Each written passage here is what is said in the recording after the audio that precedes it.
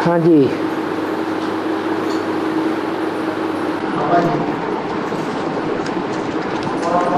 भगवान ने वाक्य बोला है, रामचरण सुखदाई। ऐसा क्यों बोला है? रामचरण सुखदाई। चरण कहते हैं पाँव को। पाँव कौन से हैं वो नहीं जानते क्या? है? जैसे पाँव से कहीं चलकर जाया जाता है, पाँव से पहुंचते हैं, ऐसे कहा जाता है तुम्हारी बुद्धि हमारे गुरुजी तक नहीं पहुंचेगी, अर्थात तुम्हारी बुद्धि के पाँव हमारे गुरुजी तक नहीं पहुंचेंगे। तो ये पहुंचने का काम बुद्धि भी करती है। बुद्धि दौड़ती भी है, बुद्धि हाई जंप भी लगाती है, और बुद्धि चलती भी है, और कोई कोई की बुद्धि रुक भी जाती है। तो बुद्धि से मिसाल दिया जाता है चरण का, पांव का। तो मनुष्यों की बुद्धि सुखदाई है या भगवान के बुद्धि रूपी चरण सुखदाई हैं? उन्होंने राम को भगवान समझ लिया है। अब राम तो भगवान है नहीं, वो तो त्रेता के राम को भगवान समझ लेते हैं, लेकिन वास्तव में है तो कौन से राम की बात? वही राम वाली आत्मा 84 के चक्र में आते आते अंतिम जन्म में शिव बाप का रथ बनती है, मुकर्रर रथ।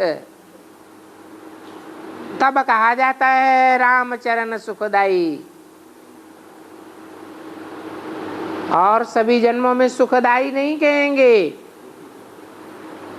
क्योंकि और जन्म के लिए तो मुरली में बोला है, राम सीता को खादी का राजा रानी कहेंगे। क्या मतलब? खादी ठंडी में गर्म रहती है और गर्मियों में ठंडी रहती है, लेकिन बरसात में भारी हो जाती है, चिपकती है, धूल मिट्टी में बहुत गंदी हो जाती है, इसलिए दुखदाई हो जाती है। तो राम की बात नहीं है। जो देह अभिमानी होते हैं वो देहधारी को ही भगवान समझ बैठते हैं। तो देहधारी भगवान है, रामकृष्ण भगवान है या शिव बाबा भगवान है? शिव बाबा भगवान है। शिव की आत्मा अलग है और राम की आत्मा अलग है। राम कृष्ण कहे तो जाते हैं। ये दो बैलों की जोड़ी तो है, परंतु ये तो बैल हैं, ये कोई शिव बाबा नहीं है। तो इनके पांव, राम कृष्ण के पांव सुखदाई नहीं है। किसके पांव सुखदाई है? शिव बाबा के पांव सुखदाई है। और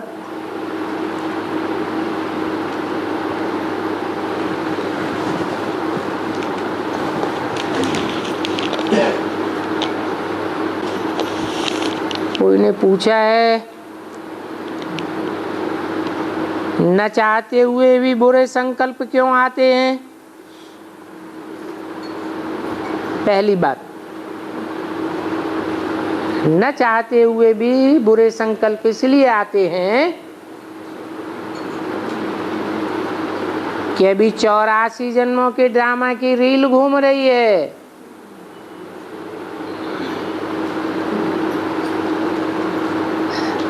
84 जन्मों में हमने 63 जन्म में बुरे कर्म भी बहुत किए हैं।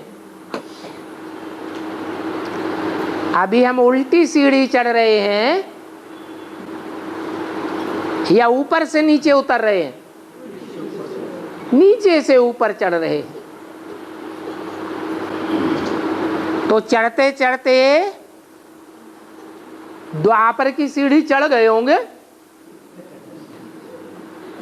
चढ़ गए या नहीं चढ़ गए? चढ़ गए। अगर चढ़ गए तो सतयुग त्रेता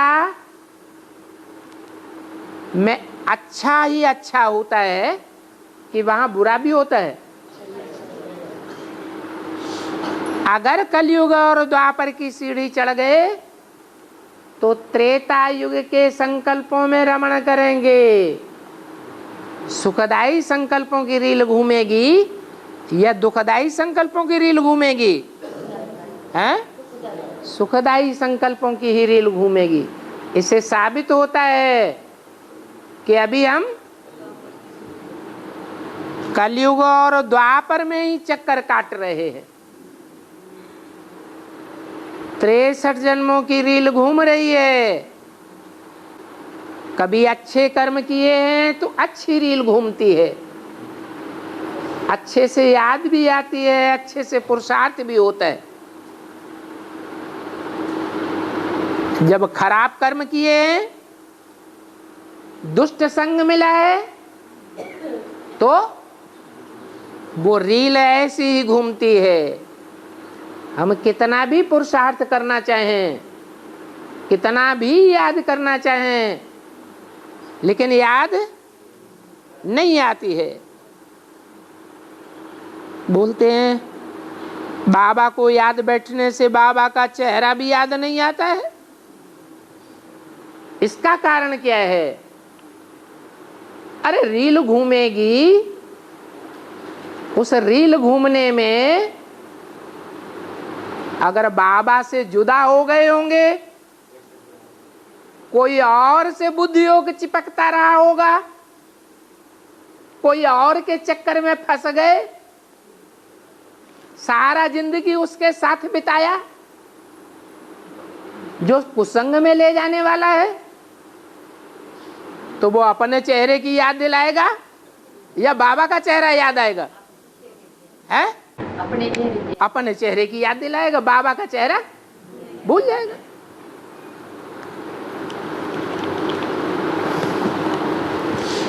और हाँ जी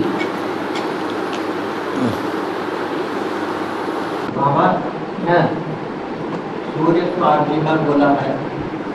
हाँ जी शनि उनका पुत्र कैसा है? शनि जो उनका पुत्र कैसा है? सूर्य तो आदमी का बोला है। हाँ। शनि उनका पुत्र कैसा है? शनि क्यों? याद को अग्नि कहा जाता है या नहीं है? कहा जाता है ना। 500-700 करोड़ आत्माएं हैं पुरुषार्थ करने वाली। उन पुरुषार्थ करने वालों में कोई निरंतर याद करने वाला भी होगा या नहीं होगा? निरंतर याद की अग्नि में ठहरने वाला होगा या नहीं बनेगा? हैं?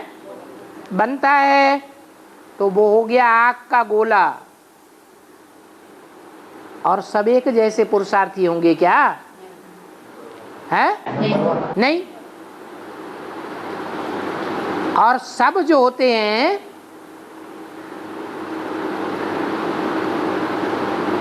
सारी दुनिया तो एक के ही बच्चे हैं ना।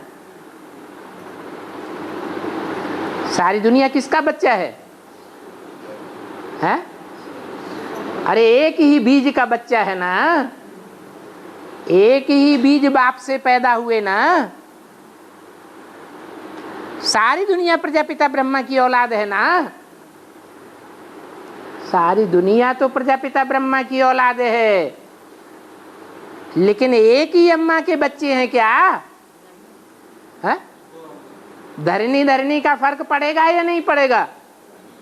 तो धरनी का फर्क पड़ जाता है। तो बहुत अंतर हो जाता है।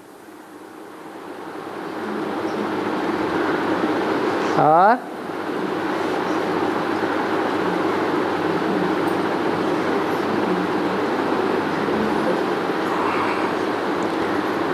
प्रकृति के 5 तत्वों से विनाश होगा।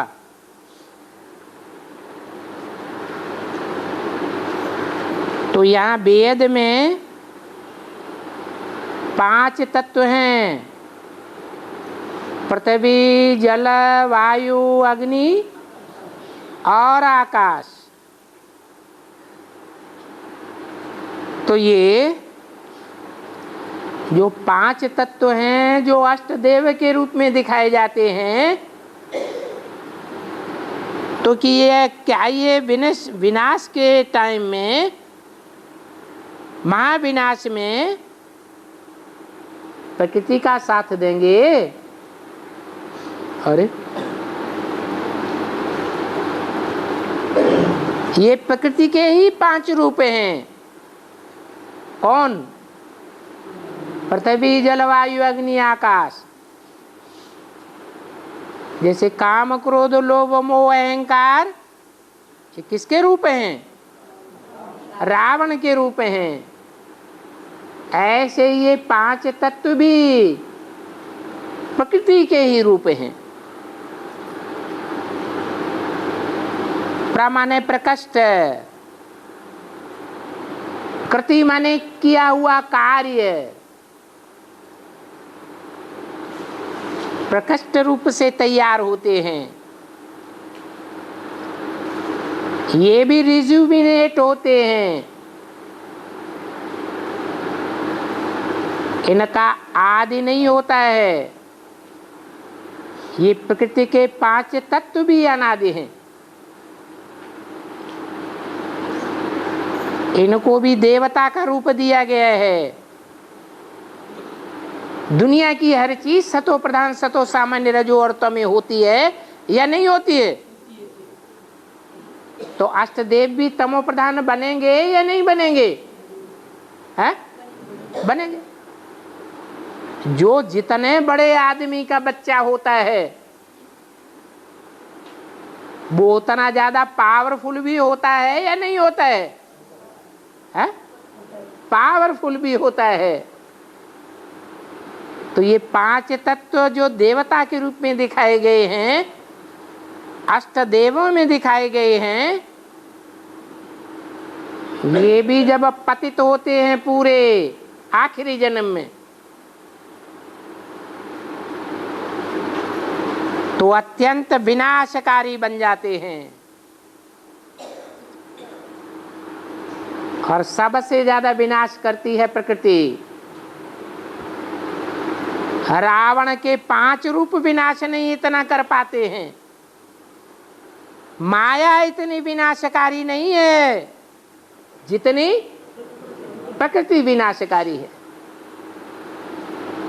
ऐसी तमो प्रधान प्रकृति बन जाती है।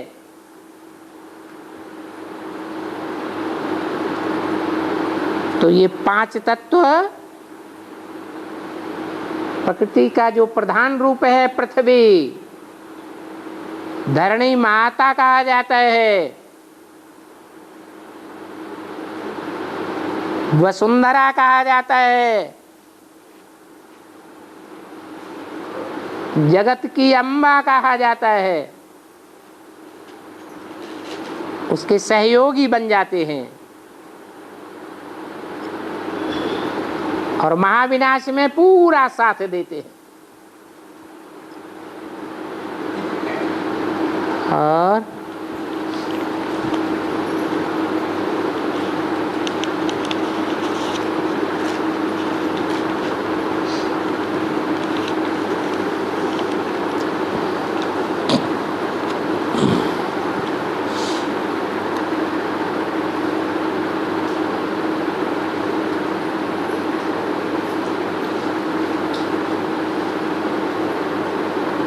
सारे कल्प में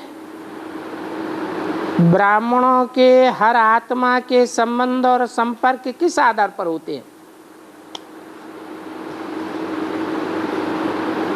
अभी संगम युग में संबंधों और संपर्कों की शूटिंग हो रही है या नहीं? कैसे, किस आधार पर होती है? संकल्पों के आधार। संकल्पों से ब्रह्मा ने सृष्टि रची, तो ब्राह्मणों ने अपनी अपनी सृष्टि नहीं रची है क्या? हर ब्राह्मण आत्मा एक सितारा है। लोग समझते हैं हर सितारे में एक दुनिया बसी हुई है, लेकिन उन सितारों में दुनिया नहीं बसी हुई है। वहां कोई चैतन्य प्राणी नहीं रहते हैं।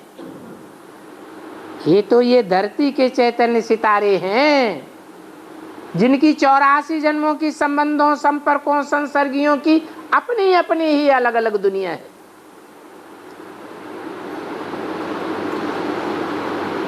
ये संकल्पों के आधार पर हम अपनी दुनिया अभी तैयार कर रहे हैं। शूटिंग हो रही है, रिहर्सल हो रही है, रिकॉर्डिंग हो रही है। जैसे जैसे हम संकल्प करेंगे वैसे वैसे संबंध और संसर्ग संपर्क बनाते जाएंगे। अब चाहे शिव बाबा के साथ बनाओ 84 जन्मों का हिसाब किताब, और चाहे अन्य आत्माओं के साथ बनाओ,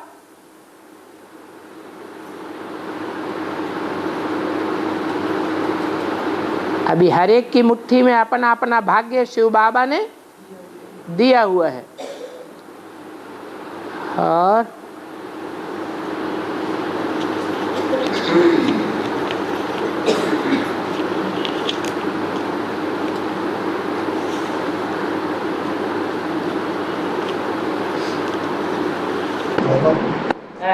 सच्ची गीता खंड 1 में लिखा है, जब सतयुग था तो चढ़ती कला थी और बाकी सब आत्माएं, जब सतयुग था तो चढ़ती कला थी और बाकी सब आत्माएं मुक्ति धाम में थी।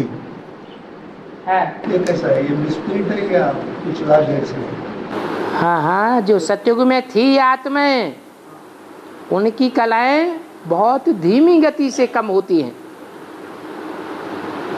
इसलिए ज्यादा उतरती कला नहीं होती है। पूरे सतयुग में सिर्फ कितनी कलाएं कम होती हैं? 2 कलाएं कम होती हैं, इसलिए बोला चढ़ती कला थी। और युगों में उतरती कला होती जाती है। सतयुग में ये नहीं कहेंगे कि उतरती कला तीव्रता से होती है। बाकी जो आत्माएं हैं जो उतरती कला वाली थी, वो कहाँ थी? जो तीव्र गति से उतरती कला में जाती रहती है, वो कहाँ थी? परमधाम में थी। गलत नहीं है, सही है। और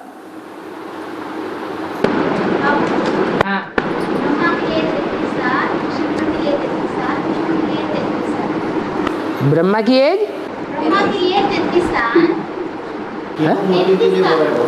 ब्रह्मा के लिए 33 साल, 36 साल, 100 साल का ड्यूरेशन, 100 साल। हाँ, ब्रह्मा के लिए 37 साल, शंकर के लिए 33 साल, विष्णु के लिए 33 साल। 33 ईयर्स हर एक के। हाँ हाँ जी, हाँ जी।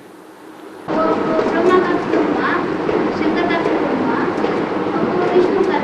हाँ ठीक है। अभी विष्णु का कार्यकाल चल रहा है। अभी प्रैक्टिकल कर्मों के हिसाब से पाप और पुण्य बन रहा है। पहले कहते थे अगर संकल्प में पाप होते हैं तो कोई पाप नहीं चढ़ेगा। अभी ऐसा नहीं कहते हैं। अभी संकल्प करते करते ही प्रैक्टिकल होने लगते हैं।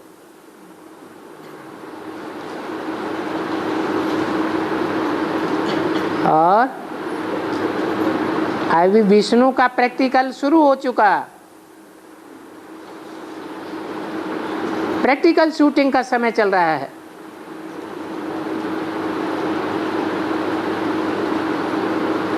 और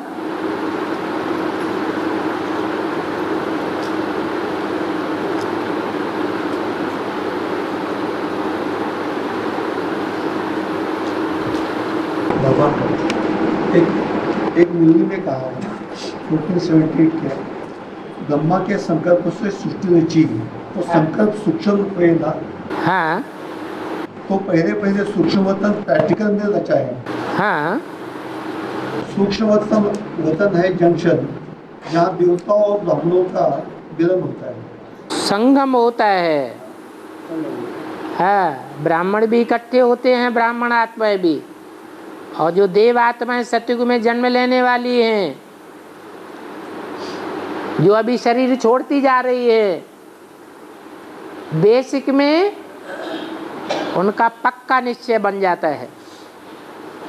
एडवांस ज्ञान की गहराइयों को नहीं पकड़ पाते हैं।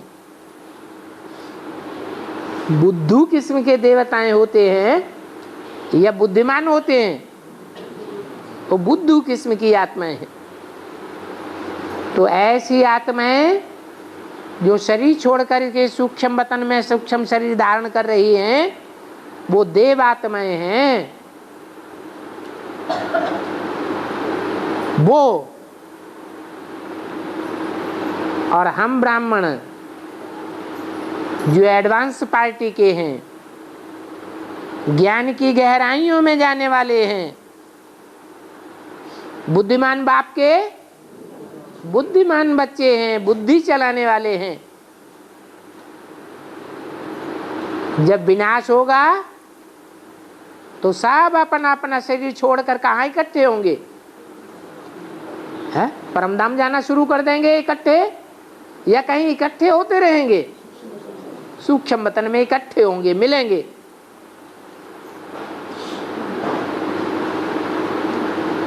और सूक्ष्म वतन प्रैक्टिकल में है ही नहीं है, ऐसा ना है कुछ लोग। मन के संकल्पों का ही एक सूक्ष्म स्टेज है, कोई ऊपर नीचे की बात नहीं है। और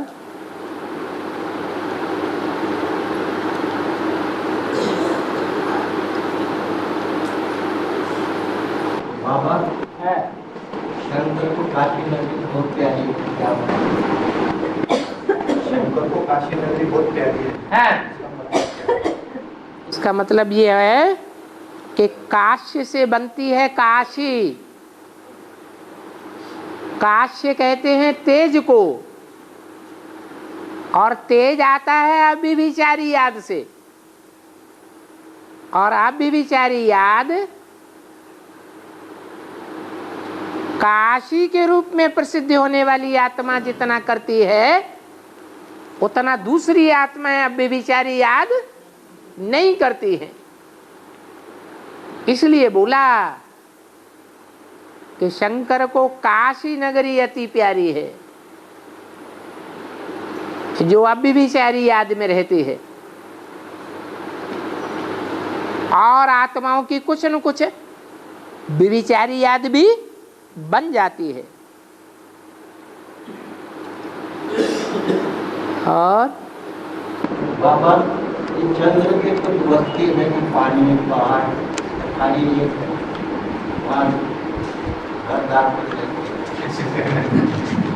चंद्रमा जो है ना बाबा, हाँ, चांद है, उसके ऊपर कुछ घर बार है क्या? घर बनाना है। वो ब्रह्मा कुमार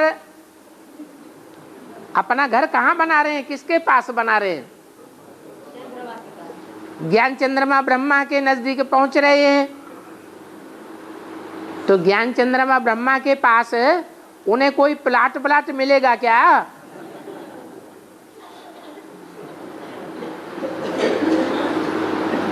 वहां तो पानी भी नहीं है, वहां ज्ञान जल है? ज्ञान जल ही नहीं है, जल तो जीवन है, वहां जीवन ही नहीं है, तो वहां रह के क्या करेंगे?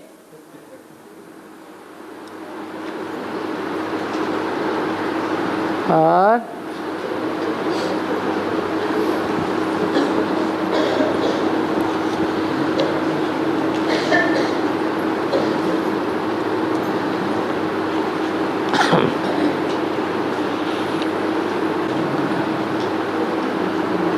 अंधा कौन बनते हैं? और कौन से संस्कारों से बनते हैं? अरे आंख की गंदगी ज्यादा फैलाएंगे, ज्यादा व्यभिचारी आंख से काम करेंगे, अति के व्यभिचार में जाएंगे तो क्या बनेंगे? अंधे बनेंगे। आंख से थोड़ा बहुत व्यभिचार करेंगे तो आंखें कमजोर हो जाएंगी, चश्मे वश्मे लग जाएंगे। हिसाब किताब तो बनेगा ना? नहीं बनेगा? बनेगा। लूला कैसे बनते हैं? बांह टूट जाती है ना, बांह कहते हैं सहयोगियों को। जो अच्छे काम में कोई सहयोगी बनते हैं, कोई बुरे काम में सहयोगी बनते हैं, तो जो लगातार बुरे कामों में सहयोगी बनेंगे तो रिजल्ट क्या होगा? है? उनकी बांह टूट जाएगी। चोर कैसे बनते हैं? अरे चोरों का संग करेंगे तो चोर बन जाते हैं, चोरी के संस्कार पक्के हो जाते हैं। डकैत कैसे बनते हैं? डकैतों का संग करेंगे तो क्या बन जाएंगे? डकैत बन जाएंगे। मेहतर कैसे बनते हैं? है? हाँ, गंध उठ, वो तो स्थूल गंध है, लेकिन वो स्थूल गंध जो है वो उठाने का निमित्त कैसे बने? दूसरों की बहुत ग्लानि करते हैं तो क्या बनते हैं? मेहतर बनते हैं। जो ज्यादा दूसरों की व्यर्थ ग्लानि करता है, ग्लानि माने जो उसने पाप नहीं किया है वो पाप की बातें सुनाते हैं कि इसने ऐसा पाप किया, ये ऐसा पापी है, ये ऐसा गंदा है, व्यर्थ की बातें सुनाते हैं दूसरों को, तो क्या बनते हैं? मेहतर बनते हैं। आतंकवादी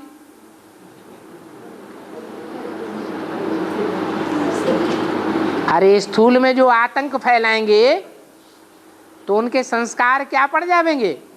कोई ऐसे होते हैं फालतू की अफवाहें फैलाते रहते हैं, तो फालतू की अफवाह फैलाने से क्या होगा? आदमी में आतंक बढ़ेगा या नहीं बढ़ेगा? आदम तो अगले जन्म में फिर आतंकवादी बनेंगे।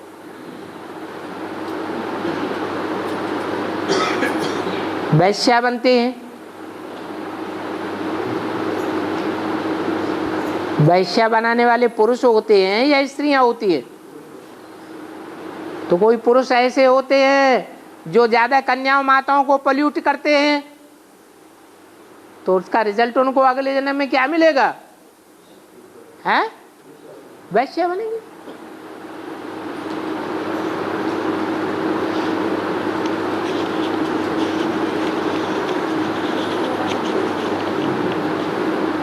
बाबा, ज्ञान में चलने वाली आत्मा घर में अशांति का माहौल पैदा कर देती है और परिवार को बहुत दुख देती है, तो उन आत्माओं का क्या हाल होगा? अरे लौकिक दुनिया में कोई अगर उल्टा काम करते हैं तो 1 गुना पाप चढ़ता है, और ज्ञान लेने के बाद, बाप का बच्चा बनने के बाद अगर कोई उल्टा काम करते हैं, पाप कर्म करते हैं, श्रीमत के बरखिलाफ चलते हैं, तो कितना गुना पाप चढ़ता है? 100 गुना पाप चढ़ता है।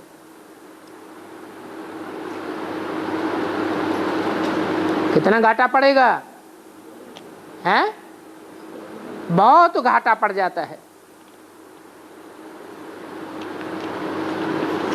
और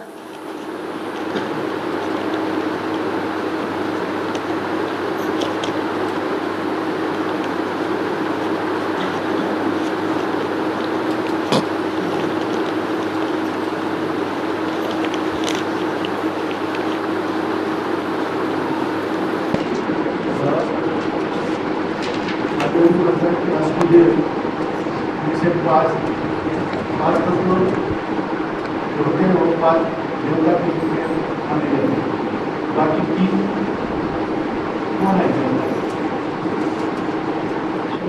अष्टदेव जो है ना भगवान, हाँ, अष्टदेव 5 देवता के रूप में कहा जाता है। बाकी के 3 5 देवता नहीं, देवताएं तो पूरे 8 हैं, लेकिन उनमें 5 पांडव पक्के हैं। जैसे 5 पांडव कहे जाते हैं जो स्वदेशी हैं, तो 5 पांडव कहे जाते हैं। ऐसे ही विधर्मी भी तो हैं। उन विधर्मियों में, विदेशियों में कोई ऐसे हैं जो नास्तिक हो पड़े हैं, जैसे आर्य समाज और रशियंस, तो वो अलग हो जाते हैं। और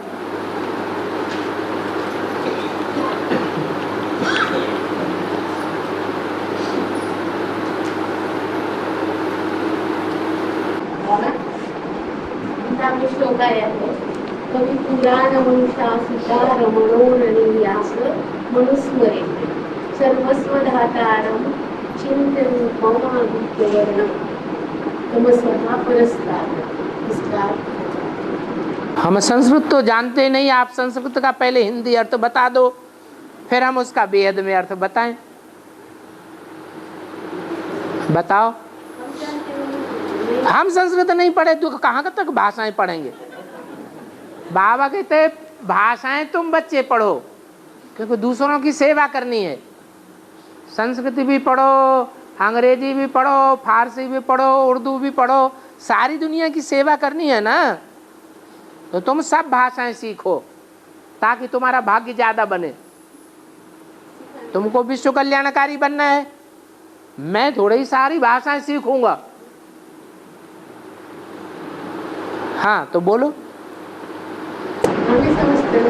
हाँ? क्या हुआ? अर्थ संस्कृत हम जानते ही नहीं ना। बाबा तो बेहद का बाबा है, तो बेहद के अर्थ बताएगा या संस्कृत? बस बाबा तो संस्कृत क्या बोलते हैं? सुनंती, कथंती, भागंती। बाबा ये संस्कृत जानते हैं बस।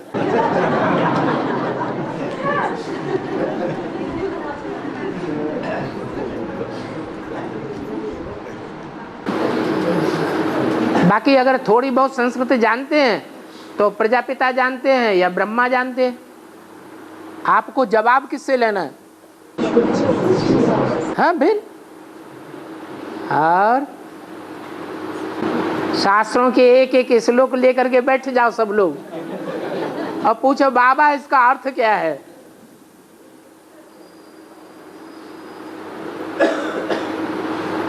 और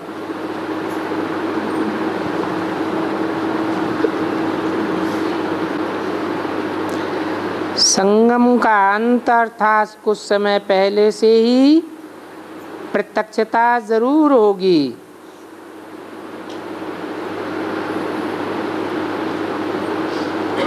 उसको संगम का अंत नहीं कहेंगे,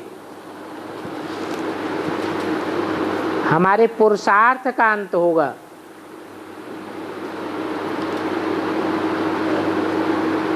संगम का अंत हो जाएगा तो कौन सा युग शुरू हो जाएगा? सतयुग शुरू हो जाएगा। फिर प्रत्यक्षता की बात नहीं रहेगी।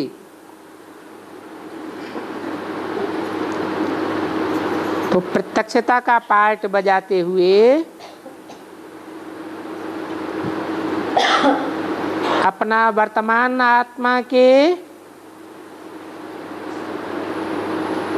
अपना वर्तमान माला के मणके का नंबर और भविष्य राज्य का स्वरूप दोनों प्रत्यक्ष होंगे। वो कैसे होगा? जो बुद्धिमान बाप के बुद्धिमान बच्चे होंगे, रुद्रमाला के मणके होंगे, बीज रूप स्टेज में, सूक्ष्म स्टेज में टिकने वाले होंगे, वो अपने अनेक जन्मों को पहले प्रत्यक्ष करेंगे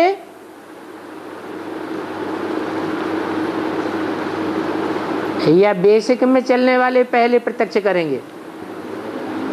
हैं? जो सूक्ष्म स्टेज में टिकना ही नहीं जानते, मनन चिंतन मंथन जिनका चलता ही नहीं, और बाहर की दुनिया वाले दूसरे धर्मों की तो बात ही दूसरी है, वो तो और ही पीछे के हो गए। तो सारा मदार प्रत्यक्षता का आता है आत्मा को सूक्ष्म स्टेज धारण कराने की बात पर। जितना स्मृति स्वरूप में हम अपनी आत्मा के स्वरूप को याद करेंगे कि मैं आत्मा अति सूक्ष्म ज्योति बिंदु हूं, उतनी हमारी मन बुद्धि सूक्ष्म बनेगी और एक एक बात की गहराई को पकड़ती जाएगी।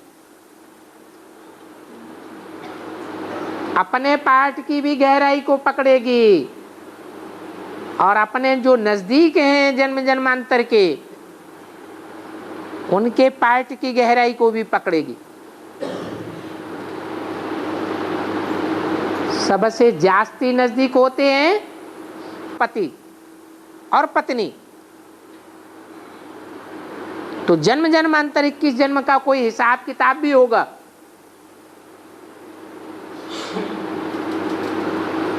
उस हिसाब किताब के आधार पर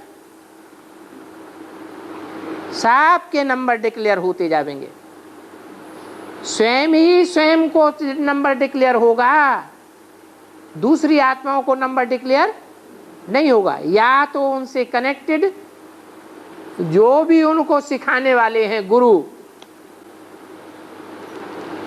उनको पता चलेगा पहले। जैसे माला में 108 मणके हैं, 9 ग्रुप हैं 12-12 के, तो 9 धर्म वाले जो मुखिया हैं अपने ग्रुप के 12 मणकों का पहले वो जानकारी करेंगे और उस मणके को भी जानकारी होगी जो उनसे कनेक्टेड है। अभी पहले नंबर किसका लगेगा? सूर्यवंशियों का नंबर लगेगा। सूर्य पहले प्रत्यक्ष होगा और सूर्य के साथ साथ हाँ सूर्यवंशी बच्चे तो प्रत्यक्ष होंगे, लेकिन वो कितने होंगे? हैं? जो 8 हैं, अष्टदेव कहे जाते हैं।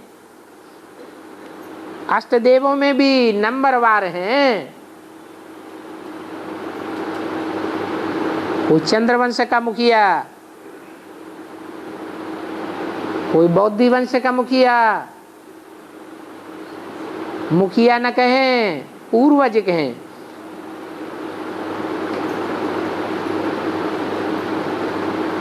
अलग अलग धर्मों के अलग अलग पूर्वज हैं। वो पूर्वज ज्यादा से ज्यादा सूक्ष्म स्टेज को प्राप्त करते हैं। फिर उनसे कनेक्टेड और जो आत्माएं हैं उनको अपना अपना पता चलता है। अभी संग के रंग में आ रहे हैं या नहीं आ रहे हैं? तो उस संग के रंग के आधार पर उनका मनन चिंतन मंथन चलता रहेगा और अपने अपने पार्ट प्रत्यक्ष होते रहे।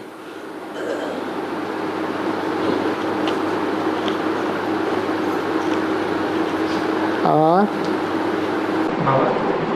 आदि स्नान कहते हैं, आदि में ओम का उच्चारण हुआ था, ओम ध्वनि का, तो अंत में भी होगा। उच्चारण होना भक्ति मार्ग की बात है या ज्ञान मार्ग की बात है? तो आदि में था भक्ति मार्ग का फाउंडेशन, अंत में भी ओम तो होगा, लेकिन उच्चारण के रूप में होगा या मानसिक स्टेज के रूप में होगा? मानसिक स्टेज के रूप में होगा। अंदर ही अंदर अनुभव करेंगे क्या अनुभव करेंगे कि मैं आत्मा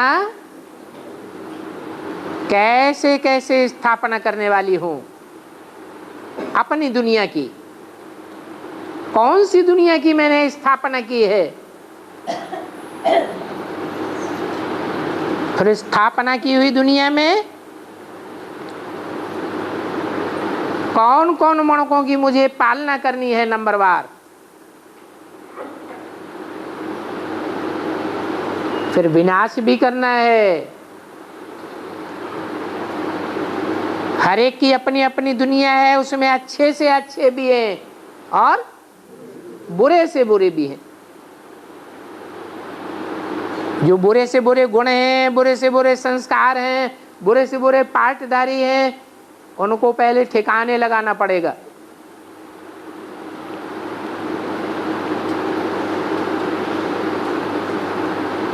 तो बेहद में टिकने की जो बात है वो ही ओम स्वरूप में टिकने की बात है, बाकी उच्चारण की बात नहीं है। और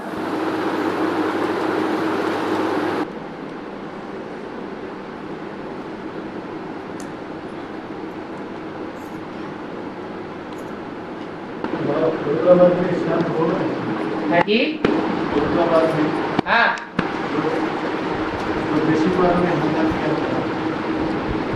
बेसिक वालों ने हंगामा किया, वो तो ऐसा कुछ तो नहीं खास देखने में आया। पब्लिक हंगामा कर रही थी। जो समाज की अलग अलग सभा सोसाइटियां हैं वो मीडिया को पढ़ करके, अखबारों को पढ़ करके और चैनल्स को देख करके, टीवी में जो देखते थे उसे देख और सुन करके और पढ़ करके जो ग्लानि बुद्धि में बैठ गई तो उसके आधार पर हड़कंप मचा रहे थे। अभी भी मचाए रहे हैं थोड़ा बहुत।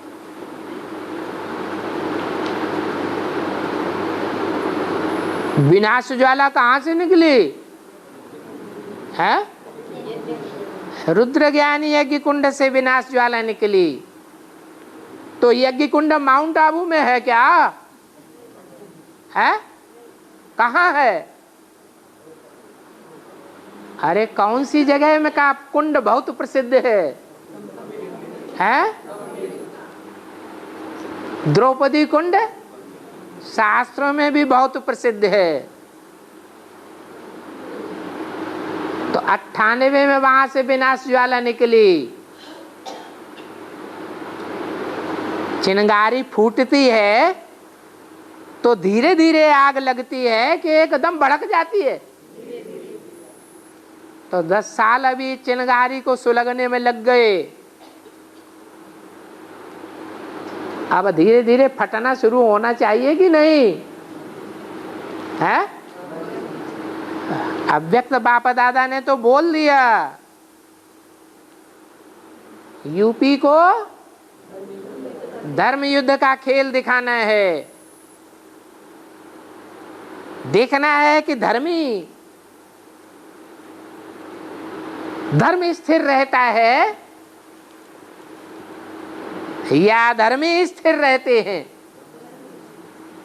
कौन टिका रहता है और कौन डिग जाते हैं।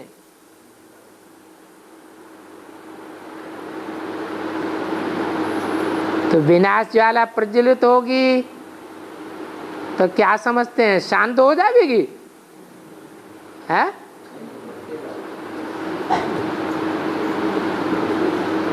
98 में जब बवंडर शुरू हुआ था तो यूपी के जनता पार्टी के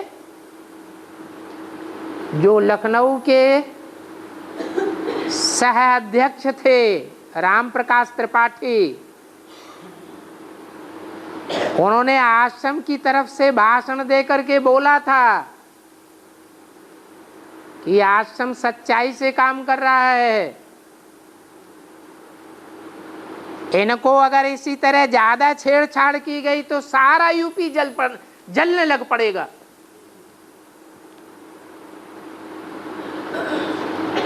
अब वो छेड़छाड़ तो लगातार जारी रही।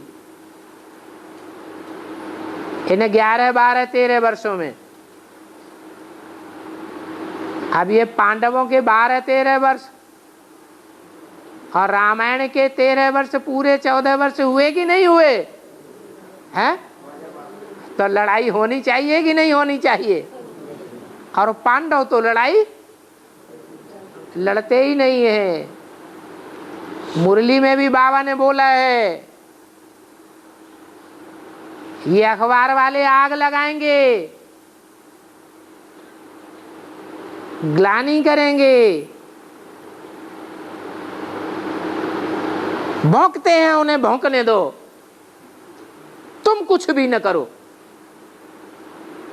क्या कुछ भी न करो का मतलब क्या हुआ?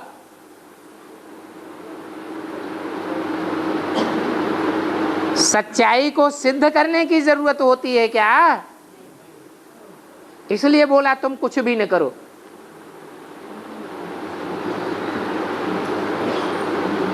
जो सच्चाई है वो स्वयं सिद्ध हो जाती है। एक कहावत है, सच्चाई सिर पर चढ़ करके बोलेगी। इसलिए तुम कुछ भी न करो। भौंकते हैं, उन्हें भौंकने दो। पुतले जलाते हैं तिराहों पर, चौराहों पर, जलाने दो।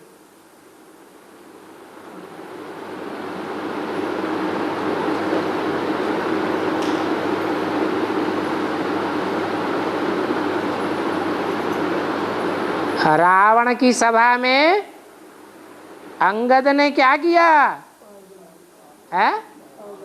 पांव जमा दिया, चैलेंज दिया, जिसमें ताकत हो वो हिला के दिखाए।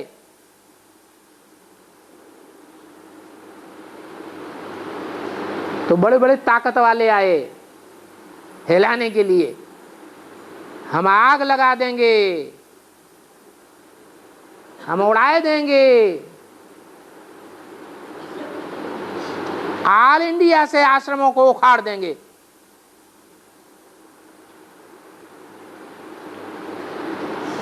फिर क्या पांव हिल गया है? ये तो सब चलता ही रहेगा। डर लग रहा है क्या? गीता पाठशाला चला रहे कि बंद कर दे?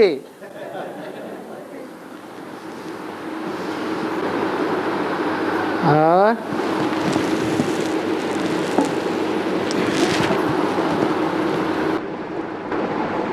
फरुखाबाद का जो एसपी है ना बाबा, फरुखाबाद का जो एसपी है, मुझे तो पता है आश्रम में हम केस नहीं करेंगे क्योंकि वहाँ पे सच्चाई से काम चलता है, हमारे पास कुछ प्रूफ नहीं है। हाँ, लेकिन उनके ऊपर दबाव तो डाला जा रहा है ऊपर से। बीके वाले डाल रहे ना बाबा, बीके वाले डाल रहे दबाव दे रहे, बीके वाले दबाव डाल रहे। हाँ वो तो ठीक है, नोटों की गद्दियां दबाव डाल रही हैं। तो जो दबाव पड़ रहा है उस दबाव से उर्ण होने के लिए कुछ तो करना पड़ेगा। कुछ बनता बनानी पड़ेगी कि नहीं बनानी पड़ेगी?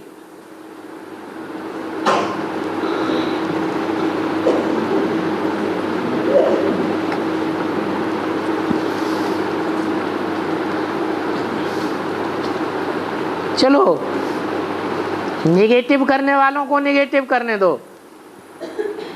हमारा काम क्या है ग्लानि फैलाने में सहयोग देना या भगवान का गायन करने में सहयोग देना?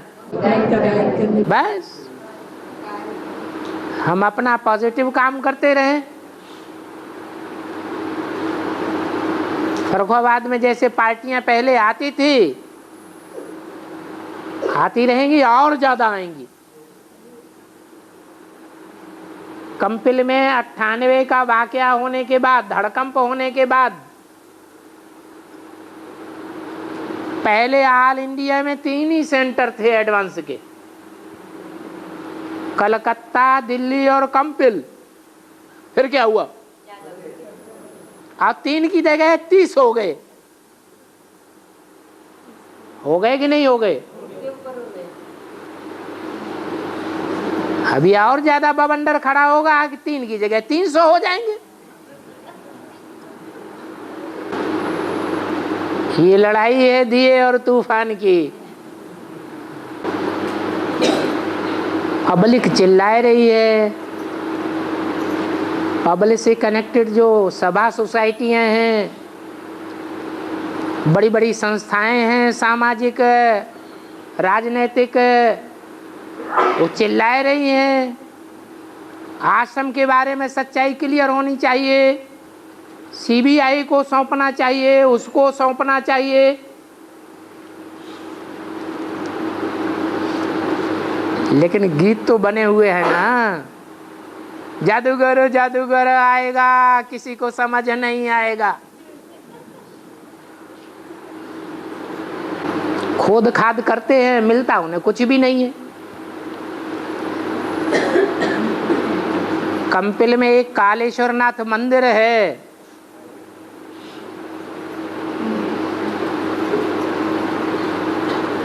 उसमें जो शिवलिंग रखा हुआ है गड्ढे में, तो एक अंग्रेज अफसर ने उसकी खुदाई कराना शुरू कर दी। कितना गहरा है,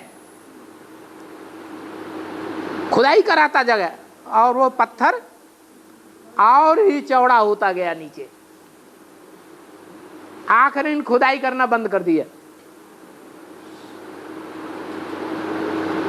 अरे जो प्रोसीजर है, अगर समझना है तो 7 दिन का कोर्स आकर के लो, तसल्ली से बैठ के किसी से सुनो 2-4 दिन, कोर्स लेने के बाद भट्टी करो। महीने 2-4 महीने रेगुलर पढ़ाई पढ़ो। इतनी ढेर की ढेर कन्याओं माताओं बूढ़ियों को समझ में आ सकता है, तो दुनियावी जो बड़े लोग हैं उनको समझ में नहीं आ सकता। लेकिन बाबा ने बोला हुआ है, उसके लिए क्या करेंगे? बाबा ने तो एक मुरली में बोल दिया, जब बाप आते हैं तो दुनिया के बड़े बड़े लोग मूर्ख बन जाते हैं, महामूर्ख। क्या बोला मुरली में? दुनिया के बड़े बड़े लोग महामूर्ख बन जाते हैं। ऊंची ऊंची कुर्सियों पर बैठे हुए हैं,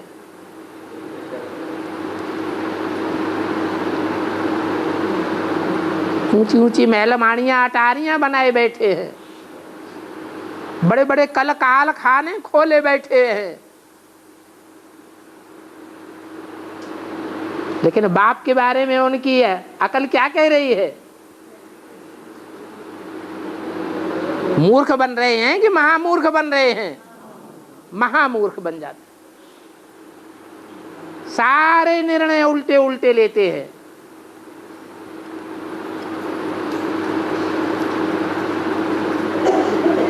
समाज में ग्लानि फैलती है तो मारे मान मर्तबे के, अरे वहां हम कैसे जाएंगे, इतनी खराब जगह, तो हम नहीं जाएंगे कभी जिंदगी में। तो बुद्धि में अहंकार चढ़ जाता है, वहां जाके समझेगा कौन? समझने की तो बात ही दूर हो जाती है। वहां जाने आने वालों को भी हिराकसी नजर से देखते हैं, वैश्यालय में जा रहा है, हम तो बड़े आदमी हैं। और अंत में वो कभी झुकना है ना बाबा, अंत में वो झुकेंगे ना। कौन? जो बड़े बड़े हैं। रावण झुकता है, कंस झुकता है? देवासुर संग्राम में जो भी असुरों की लड़ाइयां हुई हैं, वो असुर झुके थे क्या? हैं? हाँ। बाकी 100 सुनने वालों में कोई एक निकलता है, वो हमारे कुल में आने वाला होगा तो आ जाएगा, अच्छा पुरुषार्थ करेगा ऊंचे पद पा सकता है, नहीं तो कम से कम प्रजा पद तो मिलेगा ही।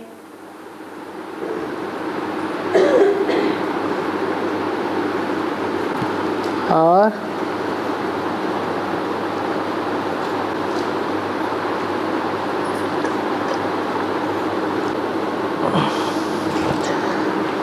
हाँ जी, ओम शांति।